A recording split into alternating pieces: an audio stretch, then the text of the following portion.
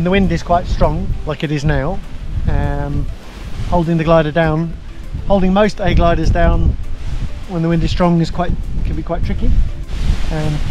Here with the Sonata, what I'm doing is the method I use on most gliders. Welcome to the Flybubble Paragliding channel. We are free flight experts and equipment specialists helping you get the best flying experience. So here I'm using the rear risers.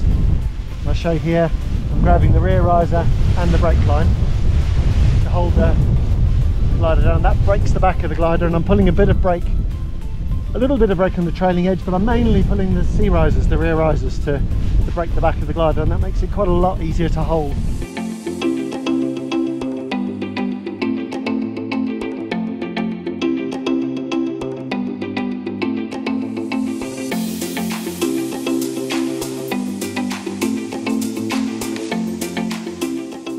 So yeah, to do this, and actually it works.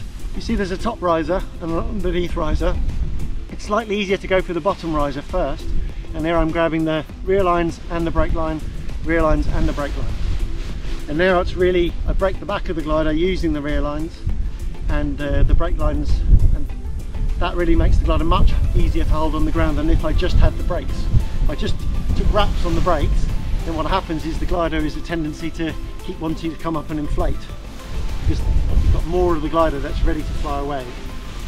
So by doing this with the rear risers, it's much easier to hold.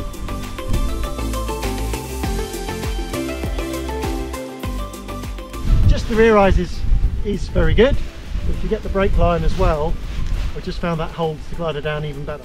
Just with the risers, it's not usually enough.